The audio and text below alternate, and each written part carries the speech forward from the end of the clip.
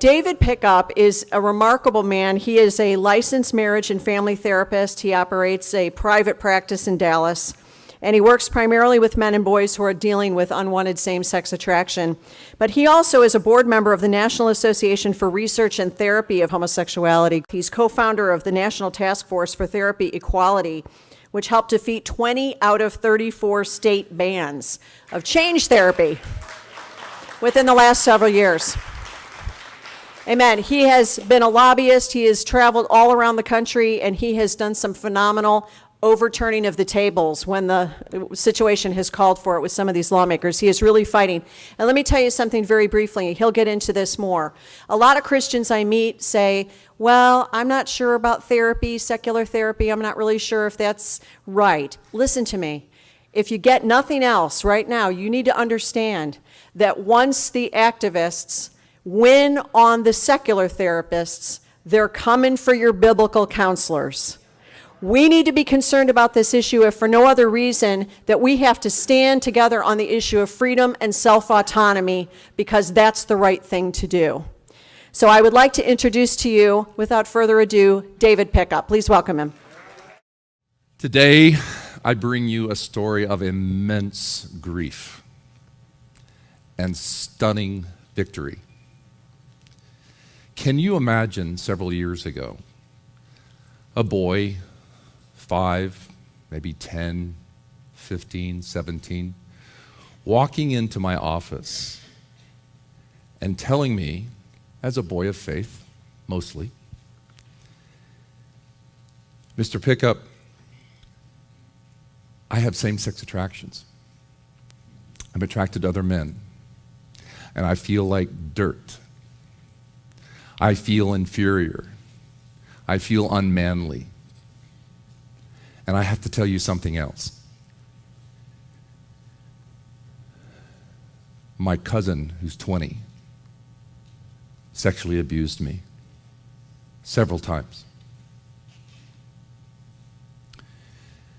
And I need your help, because I know I'm born for heterosexuality, but I just don't get these feelings of sexual attraction for other guys in my gym. Some at church even. I feel love for them, and I don't know how to deal with it. What's going on? Why am I so bad? And then I hear sometimes from people even in church, some of them, not all of them, but some of them, I hear how sick I am. I need help. And I don't know. I mean, I've heard you do reintegrative therapy. Can I change? Do I just have to stuff my feelings down, repress this for the rest of my life? Or can I actually change? Not just behavior, but can my feelings actually change, at least some way, somehow? And imagine me answering him, and I usually make a point to look directly in his eyes.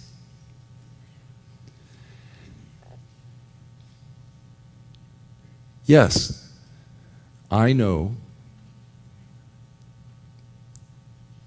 a method of sound, deeply affecting therapy that just so happens to complement sound biblical principles that can change the deep inside of you.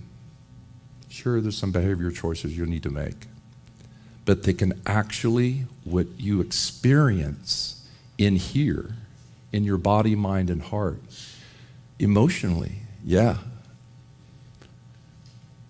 I can help create experiences for you to resolve all those issues. Over time, I don't know how much time it'll take. I don't care, because I care about you. It doesn't matter. But that can happen. But I have to tell you, John, that in your state, the LGBT activists have made it illegal for me to do that with you. Yeah, but aren't you hooked up with the church? And I might be at some point. Yeah, but I'm a licensed psychotherapist. And churches can do anything, religious freedom and all that. John, I'm really sorry, but I can't help you, even though I know change is possible.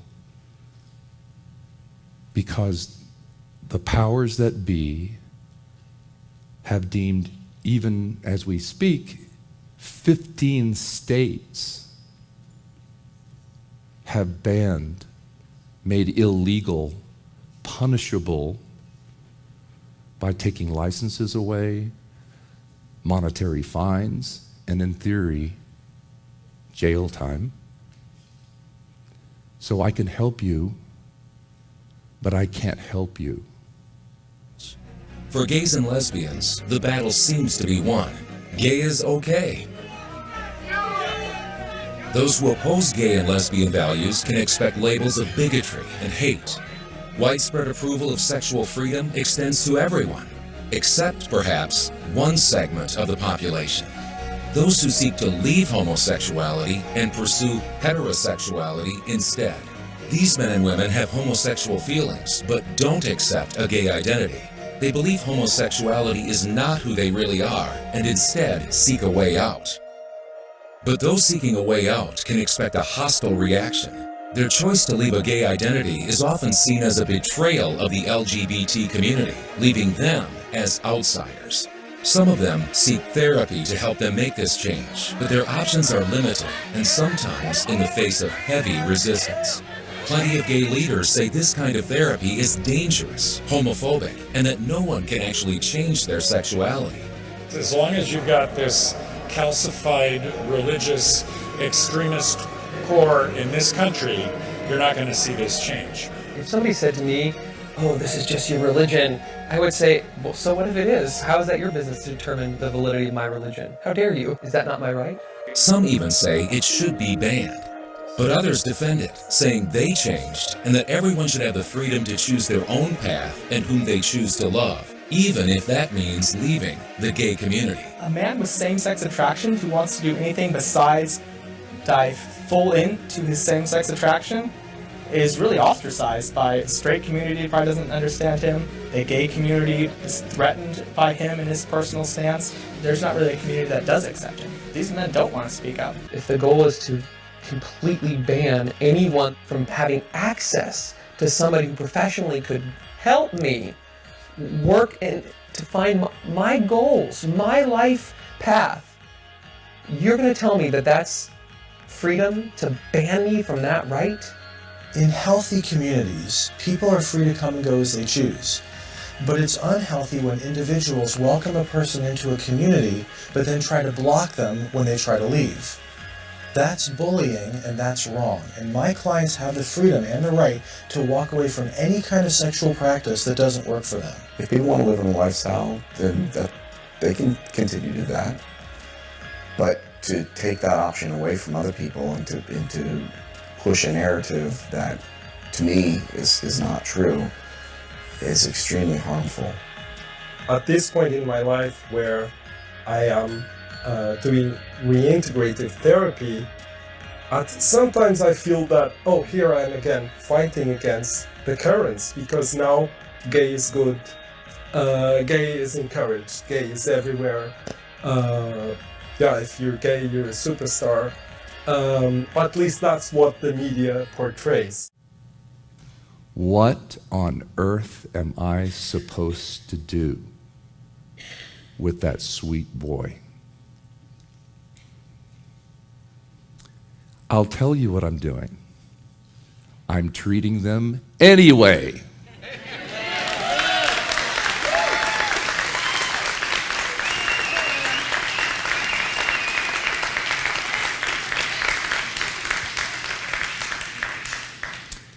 What I just told you is based on facts. Now, the story I told you was based on an amalgam of several boys or adolescents or teenagers' stories, even grown men's stories.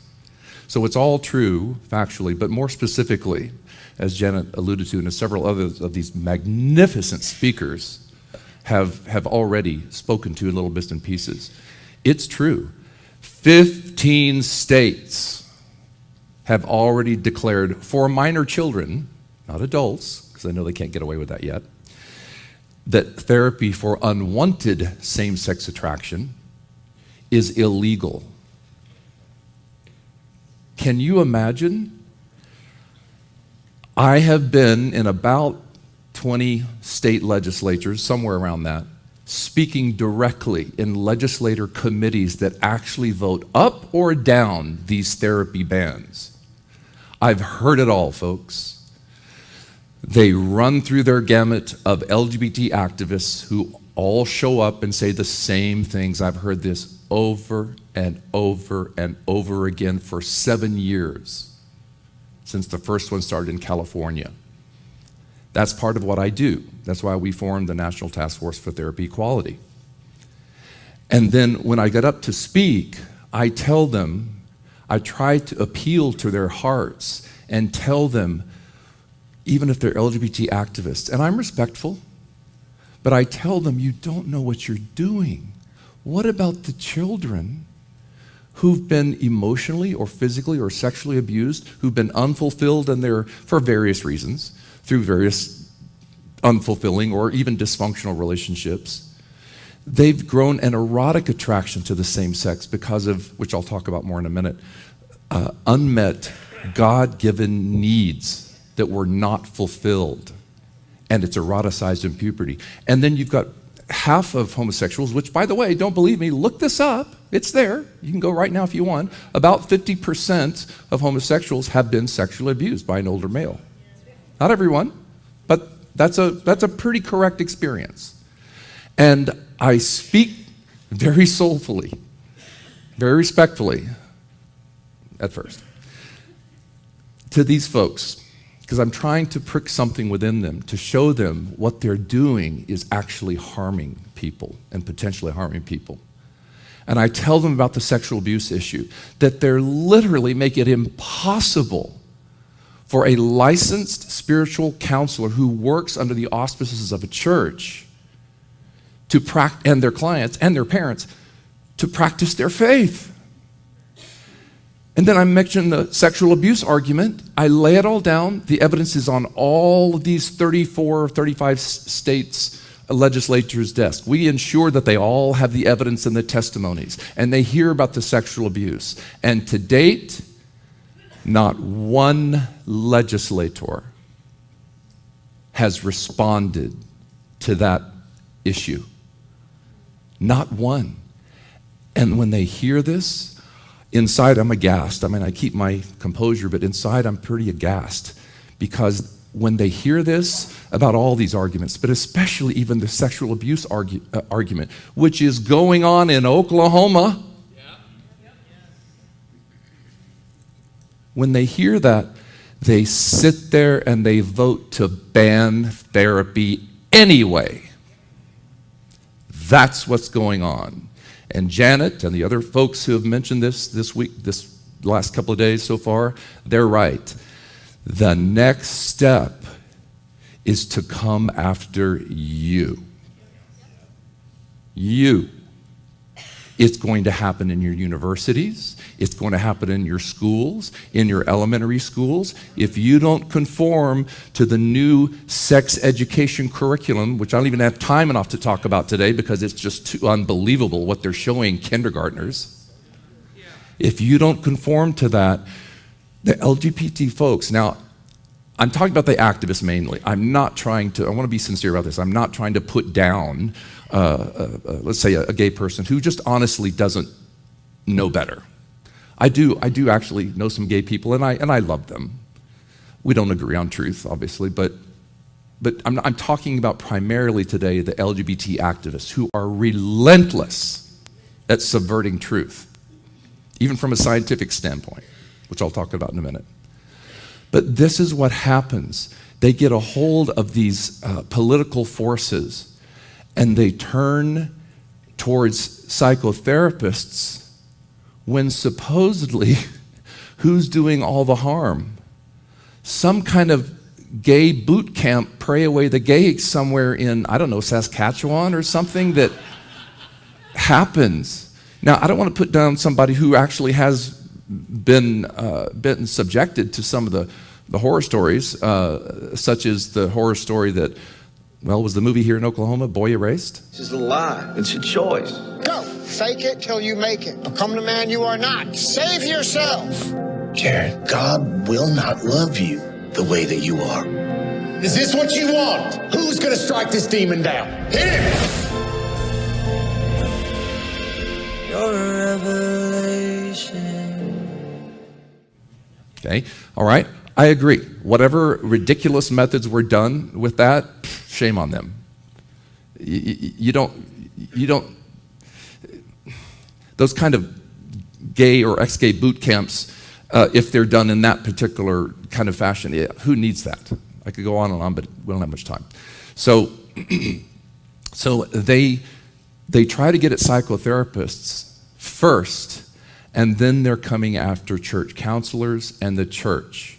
They're smart folks. They know what's coming, and they know what they're doing. They know exactly what they're doing. These people are brilliant in a Machiavellian kind of way. And I know some of them.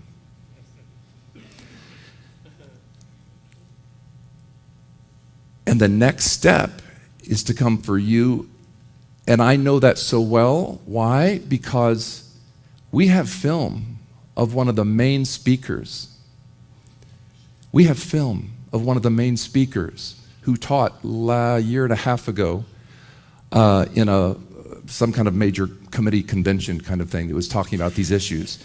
And he said on camera, while looking at his lawyer for the organization, he said, I think we're actually going through therapists first and then getting to the church next, right? And you hear the voice of the lawyer saying, yeah, that's right. And then he moves on. But that's why we've got to be as smart as foxes, but gentle as doves. And so I want you to know that when I deal in legislators with people who, not all of them, by the way, I don't want to do a blanket thing here, but the LGBT activists who I know for a fact, we've caught at least 2 of them in outright lies. They're lying to get across the agenda. One of their main guys has testified that in a clinic in LA about 10, 15 years ago, he was abused emotionally because he was sent through reparative therapy. Well, what do you think we found out? We found out he was never a client in that clinic. Do you know why I know that? I worked there. And long story short, we found the records because he's broken his confidentiality agreement. We found the records, and he wasn't even registered as a client. Then there's the other guy who has lied, in my opinion, has lied, given false testimony about the things that were done to him. And they just spout off this stuff in committee meeting while the other people of faith are sitting over here trying to bite their tongues to keep from exploding because it's just so raucous and so wild. I was in Nebraska 2 weeks ago. Marvelous group of people up there who were just turned on for faithful issues and needed my help and our organization to come up there and just give them all the stuff that they could need to fight through this. I could make a speech only about the Nebraska experience alone, but we don't have enough time. But it was the same story after same story. And it was the worst case of legislation I've ever seen in my life about these issues. This 25-year-old senator, congressperson who I think had just been elected, she tried to put forth 2 bills in committee New tonight, emotional testimony from Lincoln as a Nebraska senator introduces a bill to ban what's called conversion therapy. That's the practice of trying to change someone's sexual orientation with interventions, and sometimes it can even include shock therapy. 6 News' Sharon Chen here now with a debate that continued long into the night. Sharon? Well, Lauren and John, initially there were 2 bills brought forth by Senator Megan Hunt of Omaha. Now, the first would have classified conversion therapy as child abuse, but just before the hearing began, she pulled it amid concerns that it could punish parents who were misled. Instead, Hunt kept the bill focusing on medical professionals. Now, Senator Megan Hunt, who is the state's first bisexual senator, is the author of the bill, which would prohibit licensed medical professionals from performing conversion therapy. Hours of testimony came from both sides of the issue. Conversion therapy relies on shaming LGBTQ+ individuals, resulting in considerable mental health damage, including depression, anxiety, and suicidal behaviors. At the last minute, she withdrew one of those bills, and it was a bill to make change therapy, a felony. You ready to go to jail, Stephen? Or anybody else here who's a counselor? That's what's coming if you don't act, if we don't act. Now you know why I act. Act up a little bit as well. At the end of that horrible session where all these lies and misconceptions and misquotings of research, misinterpretations of what the American Psychological Association says, I'd had it. And I looked at the 2 women sponsors of this bill. One of them was in front of me and one was literally almost right next to me. And I asked them if they knew what it felt like to be sexually abused by a pedophile. I tend to get that bold now because I'm sick and tired of it. I don't think I was disrespectful, but I kind of turned the tables over. And she was hugging all her gay friends who testified in tears. And I looked at her also, because my time was up, and I'm sorry, I just had to speak up. I couldn't help it. I could, but I chose not to help it. And I looked at her because I was visibly distraught because we're talking about children. And I was talking for my clients who come to my office with unwanted same-sex attraction who are in pain, and adults as well. They haven't gotten any, in the case of men, they haven't gotten any male need fulfillment, hardly anything, disconnected from men, feeling like they're inferior. To say nothing of sexual abuse, some of them, they feel awful and unmanly, and all those are due to deep emotional problems, not necessarily disorders, but very deep deficits in male affection, love, affirmation, and approval. And when you don't fulfill God's needs for little boys, they don't grow up to be good men usually. That's what happens. And so I looked at her as I was getting up to leave, because I just had to say something else, and I looked at her and said, "Where's my hug? You hugged all your gay friends. Where's my hug?" After I just told her about the sexual abuse issue. And she goes, "Oh, do you want a hug? Like that?" And I said, I don't know, I felt inspired. I wasn't, and I said, "Why? You hate me." And that's on tape. So I have a tape of the legislative committee meeting.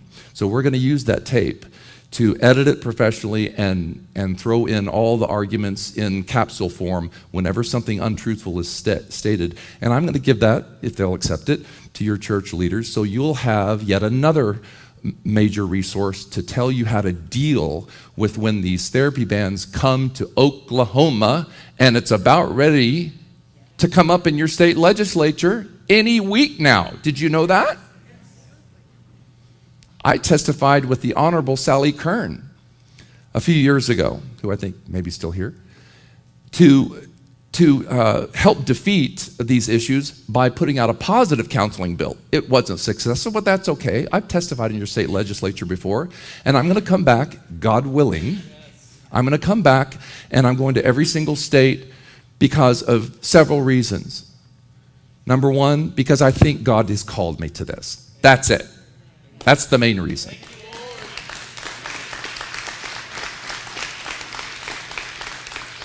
And number two, and right behind that, which is a part of that first cause, I am here for these sweet boys and girls who experience something that most of you, I would wager, just don't know about. So I've got some more time here, and I'm going to tell you what the therapeutic experience is really all about. I don't have to tell you every detail. That's fine. You can ask me later if you want. In fact, you can ask me questions. Anytime you want to contact me, visit me on my website, davidpickuplmft.com, and you can call me or email me, and you can ask me questions here. I'll be here all weekend. It's great. But I'm going to tell you a little bit of a clue of what somebody experiences in therapy. Because I'm telling you, and I mean no disrespect, I really don't, but I'm telling you, the Mark Yarhouses and the Russell Moores and the Al Mollers do not know what goes on in my office. And what goes in my office is love, compassion, which brings me to my next point. If you don't get anything else but this, get this. Not from just a therapeutic angle, but from a spiritual angle. There is no such thing as compassion without truth. Amen. It doesn't. Think about it. Think about it. Oh, Carolyn, I love you with all my heart. Okay, I'll see you next year. Does that sound consistent or confusing? Okay. Oh, hey, I'm a divorced father, and I say to my little boy Johnny, Johnny, I'm going to be right there for you every Sunday. We're gonna do all this stuff together, and I love you, and even though Mommy and I couldn't make our marriage work, we're gonna be a team, you and I. We're gonna get that male father-son bonding all just really synced in. And the next time that Johnny hears from Dad is next year. But Dad really meant it. So didn't he really love his child? Well, yes. And no. And that's the kind of situation, folks, I deal with in the therapeutic office. I have men and boys, and some girls as well, and women, but it's mainly 90% male, who come in, and one of two cases, I'm being general right now, there's a lot of different variations, but generally speaking, one of two cases actually comes up immediately in the first session. They've either been bullied as little boys and no one there to help them with it, to make them feel inferior about their own male bodies. They've been left alone. They've been enmeshed with their moms who don't realize it, but nonetheless it happens, that they're trying to get their own needs filled that their husbands can't fulfill, and so they turn to their boy and they unconsciously try to get their need fulfillment within their boy, so the boy turns into the parent, getting none of his own needs fulfilled, and the boy just thinks everything's wonderful. And in reality, there's all this chaos in the family system. A lot of times it's very overt, is what I'm trying to tell you. Sometimes it's very out there, a lot of dysfunction in the family system. There's a lot of other issues that accompany this, and there's a lot of strident, sometimes too much physical punishment, and calling it godly punishment, and emotional abuse, shame-based remarks to their own children. Some people of faith, I mean, I see this. I'm just reporting what I see in my office, all right? Some parents choose to shame their children into righteousness. When did Jesus ever shame somebody who was honest of heart into righteousness? I can't find that. Please correct me if I'm wrong. When did he walk up to anybody who was trying to influence, and the first thing out of his mouth, unless they were a Pharisee, was, get it right or else. It's hell, buddy. Where's that? So that's the overt experience. The covert experience underneath, unseen, unconscious, is even tougher sometimes, because now we're talking about neglect. I have some boys come in who they think they don't know what's going on, because they just grew up in good Christian home, had some problems, but good Christian home and whatever. And they say, I had a pretty good relationship with my father. And then I asked them, okay, and I mean this sincerely. And by the way, just so, especially for the parents out there, I am not into blaming here today. That's not what I'm doing.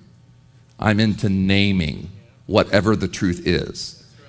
And nobody's perfect. And I got to tell you, folks, parents aren't perfect. Neither are children. And children give their parents a lot of headaches. We all know that sometimes. But I got to tell you, the horror stories I hear in my office, they're there. I know Stephen knows exactly what I'm talking about. And so I hear covert, neglectful kind of, use that word neglect. It's unconscious, it's unintentional mostly.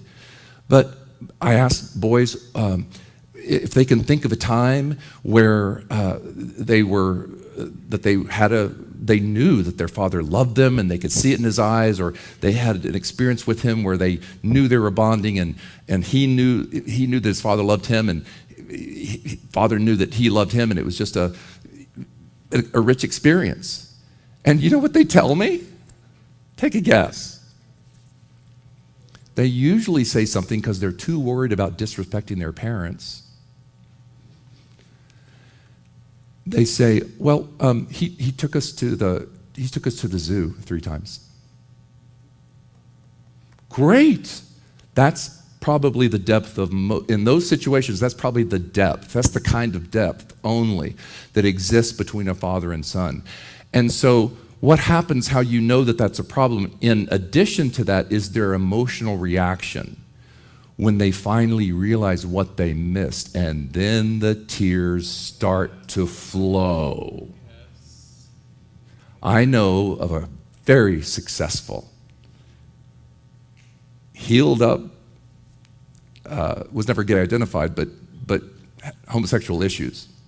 Many years ago, one of the first times of this cathartic, riveting experience where it was driven home to him what the real issue was, because this really isn't about sex, it's about unmet needs, is he was working in an airport one day, and it was a glassed-off gift shop. He was reading a magazine, and he looked up through the glass, and there was this handsome father with his 16-year-old boy and his mother. They're beautifully coiffed. And he was going on a business trip, probably to Europe or something, and they were about ready to go to the gate. And I saw the man turn to his boy and lean down without a hesitation in public with 1 million people in the airport and kissed him on the cheek and said, "Take care of your mother." He kissed him on his cheek in public.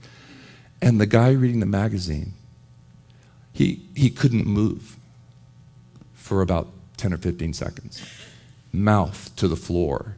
In one moment, he knew in his head already, but in one moment, the depth, the dearth of unmet male need fulfillment was there. And that made him realize even deeper that the sexual attractions were not really about sex. It was about the sexualization of the unfulfillment of God's plan for little boys to grow into men. So in the therapy offices, if any of these now famous men that I mentioned ever tell you, if you ever hear on their websites, that therapy is a secular experience, and we can't sanction that in our church, has anything I've said so far sound secularish to you, so much so that God is out of it? Huh? Okay, just want to make sure. In my opinion, in my experience, and it is in my intention, although I don't tell clients this usually, God is in that room every minute. Because when I look at this boy's eyes, and when I see his tears, and I know what the truth is, and I'm privileged in part to be there for him so he can heal his inner wounds, it's a thrilling experience, and it is a spiritual experience for him that is in complete congruence with his spiritual life as a man or a boy of faith. And it, just so you know, it gives me an experience of utter joy.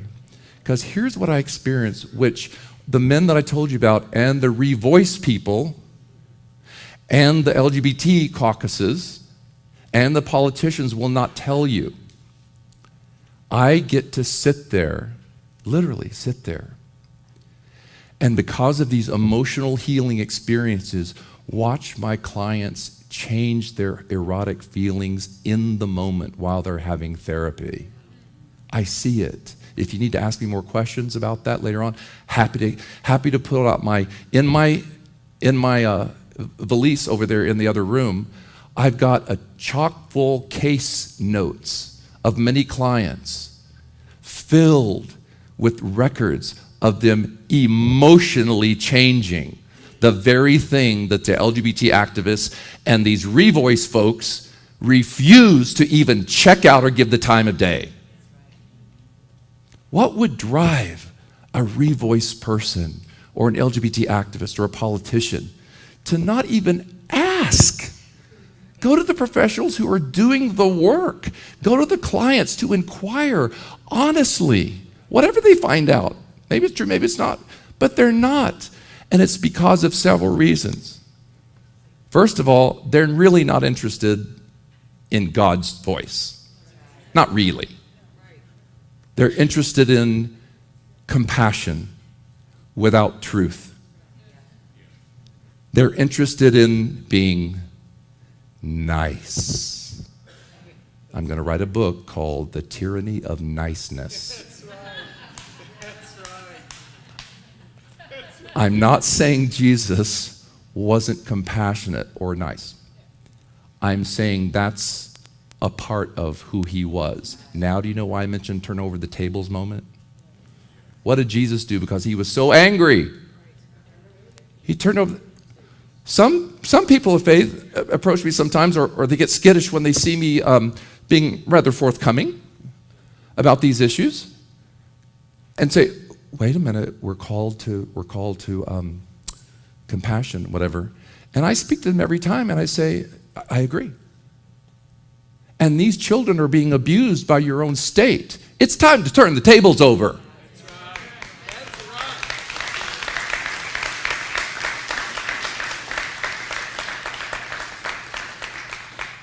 I think we have a huge problem, just like everybody else who's spoken already so beautifully these last 2 days, with the Revoice movement, obviously, and you've already been given reasons why. The Mark Yarhouses, and he's not the only one, the Mark Yarhouses of this world have published research and have given professional opinions that are hooked up with the American Psychological Association. And I get it. It's good in a sense that we have a religious person there. But I get the Al Mohlers and I get the Russell Moores. But I'm telling you, what you've heard here this weekend so far is true. It's true. They don't realize it. I'm not judging them. I'm not condemning them. Never going to be my job. Don't want that job. I'm making a judgment call. That's what I'm doing. An opinion based on what the Bible really says and what the truth of, in this case, what goes on in real therapy that complements sound biblical principles. And they just don't know, in my opinion, because I've seen this so many times. There's several reasons. They don't want to rock the boat. They don't want to rock the boat because they're, without realizing it, interested in being nice.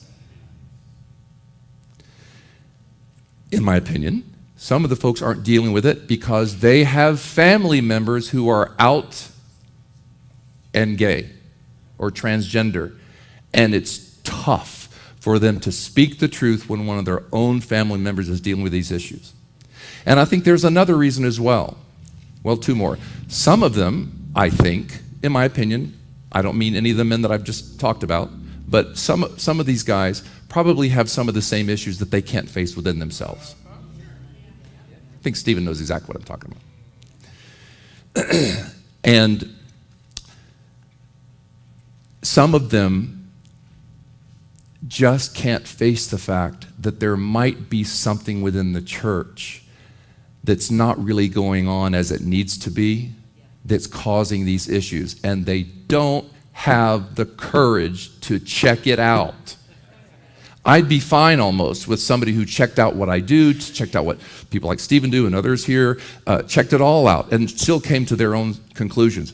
But that's how you know, people, that there's naivety and even bigotry going on within people of faith because they aren't even checking the evidence. That's how you know. That's how CNN does it. They're not interested in real evidence that's unbiased.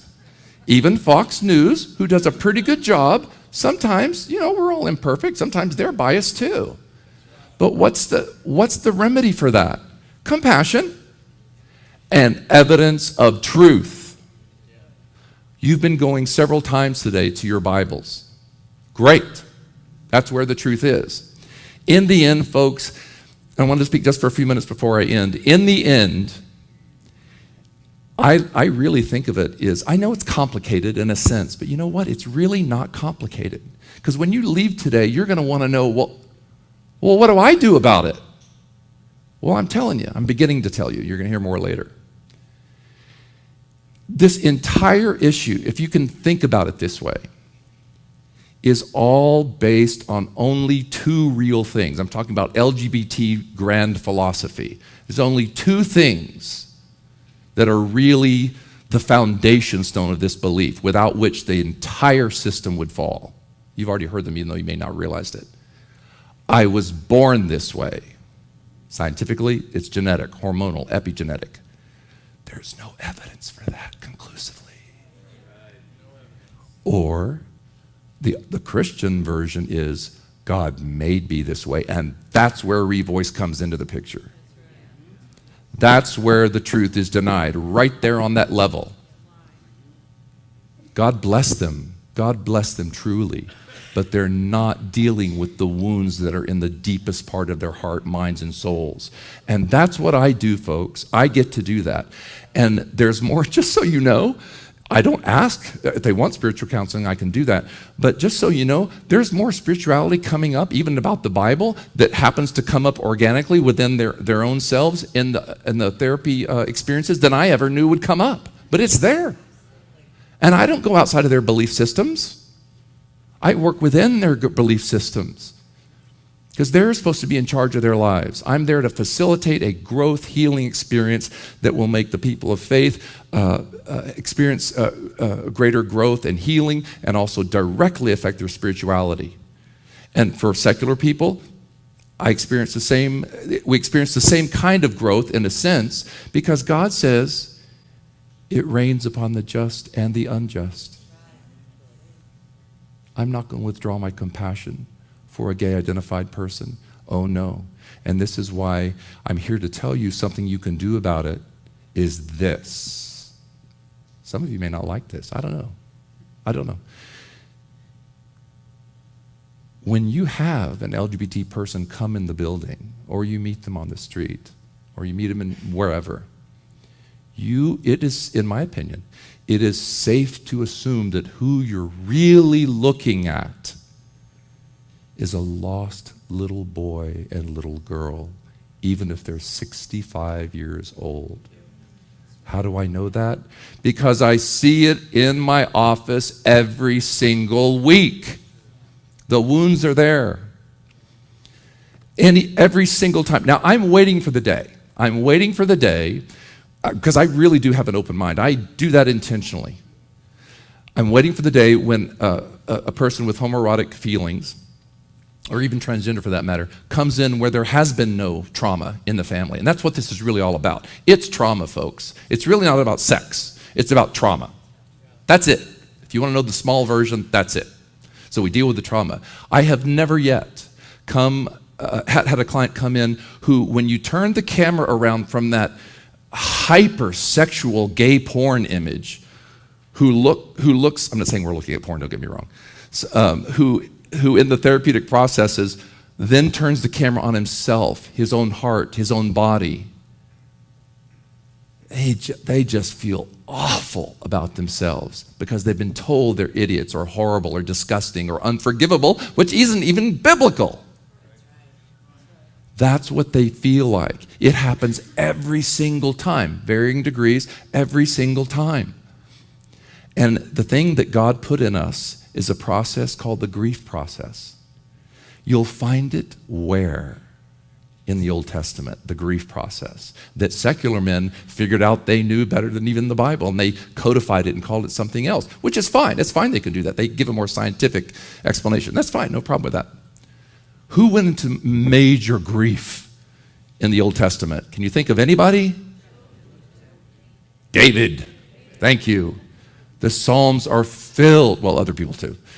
The Psalms are filled with King David wrenching his soul in Sheol. But what happened in those verses a little bit later on every one of them? What happened? He reached out for God. And the grief process which he had to go through led to God. And his spirit was rejuvenated. And now some of that is choice. Faith is a choice. That's right. It is. It is. But that's what happens in therapy. When a person removes the shame, which is the number one goal of roadblock removal in reintegrative therapy, just so you know, is shame removal. I'm not talking about biblical guilt. I'm talking about shame, the inferiority complex, all that junk. When he goes into those wounds and feels and deals with that, and finally gets it all out, and I teach him something about compassion for those who hate themselves, and yes, they're in my office. They hate themselves. But when they move compassionately through grief, the same automatic relief process happens in the office. Now, that's actually the old system I'm talking about. I don't have time to go into the new system, which is so much faster, but I'll get to that maybe sometime later in Q&A, because there's something that's happening in the therapeutic industry that is so much quicker, that's allowing change and emotional change for sexual feelings. You won't believe it. I'll sound like a snake oil salesman to you.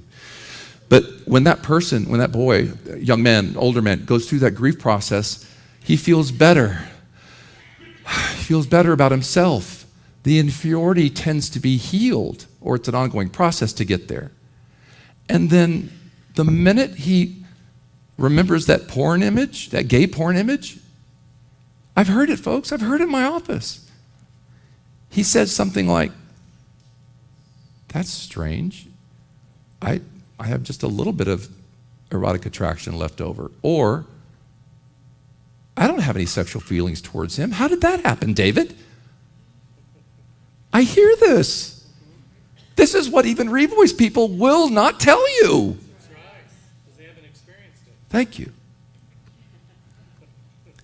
And we keep going with that, and pretty soon, when that marvelous God-given body, mind, heart connection is filled up, it's a long story short, but nevertheless, when those wounds are healed and the need fulfillment comes, and a boy or a man gets back on a healthy track, that's what happens to them.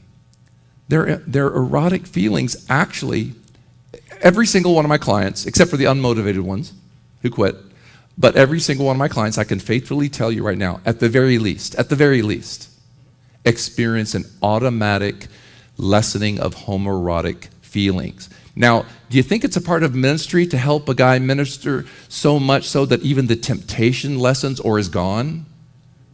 I consider it a ministry.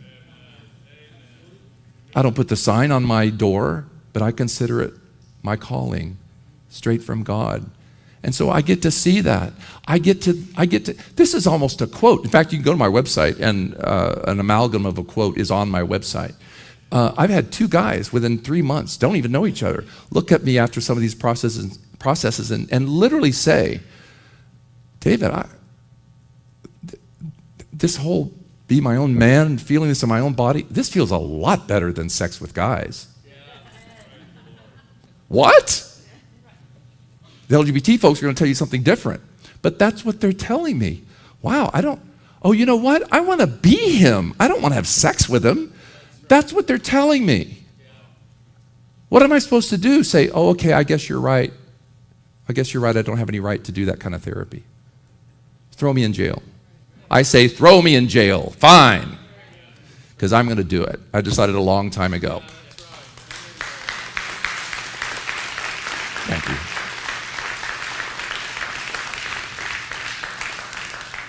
Seven years ago, the first therapy ban on minors, no shock, occurred in California. And so, long story short, it was passed. A lawsuit was prepared with Liberty Counsel, our friends at attorneys at Liberty Counsel, and I have the honor of having my name on that lawsuit, Pickup versus Brown, Governor Brown. It didn't go through because the Ninth Circuit Court ruled that talk therapy, was not free speech. So the good news is, all these therapy bans we think are about to get a death knell, because just a few weeks ago in Tampa, an Obama-appointed magistrate judge of the 11th Circuit Court ruled that these therapy bans were a violation of free speech.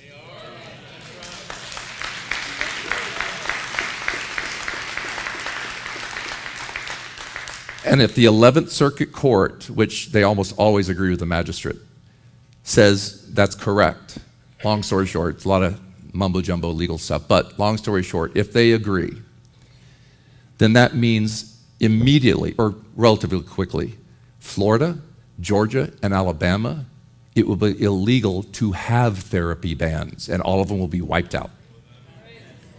And we think, because Clarence Thomas, thank God in heaven for Clarence Thomas, who just ruled last summer in the Becerra case that you've heard about already, that the Ninth Circuit Court ruled in error that counseling therapy is a free speech issue.